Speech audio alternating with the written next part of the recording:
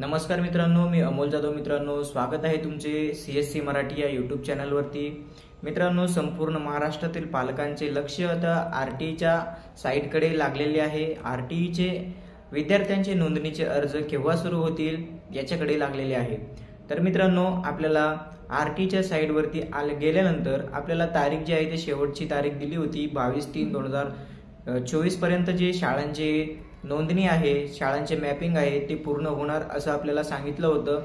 यापूर्वी पण आपल्याला 3-4 तारखा ज्या आहेत त्या बदलण्यात आलेल्या आहेत, त्या आपल्याला देण्यात आल्या होत्या. जसे की 11 तारीख दिली होती, त्यानंतर 11ची 16 झाली, 16ची 18 झाली, 18ची 20, 20ची 22 आणि आता आज कालच्या तारखेला 22 तारखेला आपण RTIच्या पोर्टलवरती जाऊन जेव्हा चेक केलं की नोंदणी सुरू झाली का, तर तिथे चेक केल्यानंतर आपल्याला अजून एक नवीन तारीख देण्यात आलेली आहे. तर 25/3/2024 ही नवीन तारीख देण्यात आलेली आहे.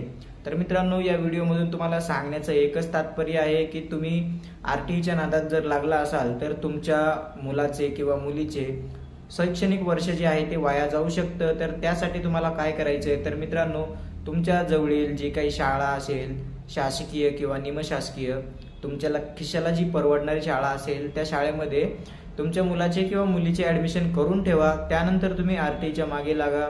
जेव्हा तुमचा नंबर लागेल त्यानंतर तुम्ही पुढील प्रक्रिया जी आहे ती RTI अंतर्गत तुम्ही करू शकता.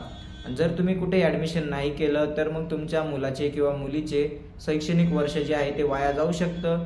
तुम्हाला याबद्दल काय वाटतं मला कमेंटमध्ये सांगा. चॅनलवर तुम्ही पहिल्यांदा आला असाल तर चॅनलला सबस्क्राईब करून नोटिफिकेशन बेल ऑन करून ठेवा, जेणेकरून तुम्हाला RTIचे ऍडमिशन जेव्हा चालू होतील तर सगळ्यात पहिल्यांदा तुम्हाला व्हिडिओ आणि अपडेट भेटत राहील. तर भेटूया एखाद्या नवीन पुढील व्हिडिओमध्ये. तोपर्यंत जय हिंद, जय महाराष्ट्र.